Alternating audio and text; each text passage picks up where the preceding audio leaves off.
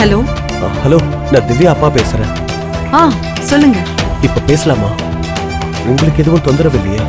அப்படியெல்லாம் இல்ல, சொல்லுங்க. ஒண்ணுல உங்ககிட்ட ஒரு விஷயம் கேட்கணும். ஆனா அதை எப்படி கேட்கறதுன்னு தயக்கமா இருக்க.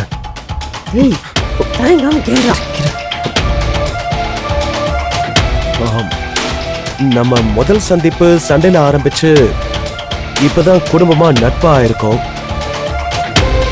சின்ன அதுக்குள்ளேயே இப்படி கேட்கிறேன்னு தப்பா எடுத்துக்காதீங்க. என் மனசுல பட்டதை சொல்றேன். உங்களுக்கு விருப்பம்னா சொல்லுங்க. எல்லாம் உங்க நல்லதுக்காக தான். நீங்க விஷயத்த சொல்லுங்க.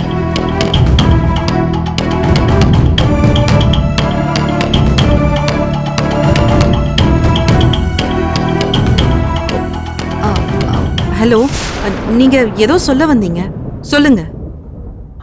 ஆக்சுவலா எனக்கு ஒரு பெரிய கம்பெனில இருந்து ட்ரெஸ் ஆர்டர் வந்திருக்கு. டிசைன்ல நான் பார்த்துப்பேன், ஆனா அத பெர்ஃபெக்ட்டா தைச்சு கொடுக்கறவங்க வேணும். இதுக்கு முன்னால சில இடங்கள்ல கொடுத்து அது சரியா அமையல. நீங்க திவ்யாக்கு ஸ்டிச் பண்ணி கொடுத்த ட்ரெஸ்ல உங்க ஒர்க்க பார்த்தேன். அதுல ஒரு பெர்ஃபெக்ஷன் இருந்துச்சு. அதான் நீங்க பண்ணா நல்லா இருக்கும்னு எனக்கு ஒரு யோசனை. இது ரொம்ப பெரிய ஆர்டர்.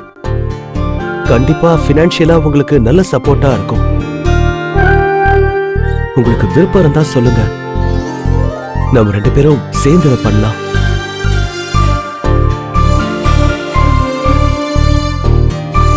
என்னங்க, நான் ஏதாவது தப்பா கேட்டேனா? உங்களுக்கு இஷ்டம் இல்லைன்னா விட்டுருங்க. இதுல தப்பா நினைக்கிறதுக்கு என்ன இருக்கு? நல்ல விஷயம் தானே நீங்க சொல்லியிருக்கீங்க. கண்டிப்பா எனக்கு சப்போர்ட்டா தான் இருக்கும். தேங்க்ஸ்ங்க. நீங்க இதை எப்படி எடுத்துப்பீங்களோன்னு நான் ரொம்ப பயந்துட்டேன். இதுல பயப்படுறதுக்கு என்னங்க இருக்கு? இங்க தொழில்ல ஒருத்தர் உதவி ஒருத்தருக்கு தேவைப்படுறது சகஜம் தானே. அது மட்டும் இல்ல, நாளைக்கு கிளையண்ட் என்ன மீட் பண்ண வராரு.